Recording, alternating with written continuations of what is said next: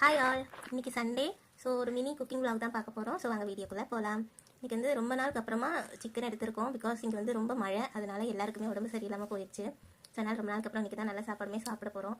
இன்றைக்கி சிக்கன் வாங்கியிருந்தா அது 3 பார்ட்டாக பிரிச்சாச்சு. கிரேவிக்கு ஒன்று, கூட்டு ஒன்று, அப்புறமா ஃப்ரை, எப்போவுமே பண்ணுற ஃப்ரை ஒன்று, 3 பார்ட்டாக பிரிச்சது. ஏன்னா 3க்குமே பீஸ் வந்து டிஃப்ரெண்ட் சைஸில் கட் பண்ணணும், அப்போ தான் அதுக்கு வந்து டேஸ்ட் இருக்கும். சிக்கன் ஃப்ரைக்கு வந்து இங்கே எல்லாருக்குமே போனோடு இருக்கிறது தான் பிடிக்கும். ஸோ அதனால் போன்ஸ் எல்லாம் மாற்றி சிக்கன் ஃப்ரைக்கு வச்சாச்சு. அப்புறமா சிக்கன் கூட்டுக்கு வந்து சின்ன சின்ன பீஸாக கட் பண்ணி வச்சாச்சு. அப்புறமா கிரேவி எப்பவும் வைக்கிற மாதிரி பெரிய பெரிய பீஸ் எல்லாம் தூக்கி போட்டு கிரேவி வச்சு. இந்த கூட்டை வந்து சொல்லி ஆகணும். இது வந்து சின்ன வயசுலேருந்து எனக்கு ரொம்ப பிடிச்ச ரெசிபி. சின்ன வயசில் நிறைய இதுதான் சாப்பிடுவேன். அப்புறமா ரொம்ப நாளாக அந்த ரெசிபியை மிஸ் பண்ணி வச்சு சாப்பிட்றதே இல்லை. ரொம்ப நாளுக்கு அப்புறமா மறுபடியும் வந்தது. நான் ஒரு நாள் அக்கா வீட்டுக்கு போயிருந்தப்போ அவங்க வீட்டில் சாப்பிட்டேன். ஸோ மறுபடியும் அப்போ தான் ஞாபகம் வந்துச்சு. ஸோ இன்றைக்கி அக்கா கிட்ட தான் கால் பண்ணி ரெசிபி கேட்டு பண்ணியிருக்கேன்.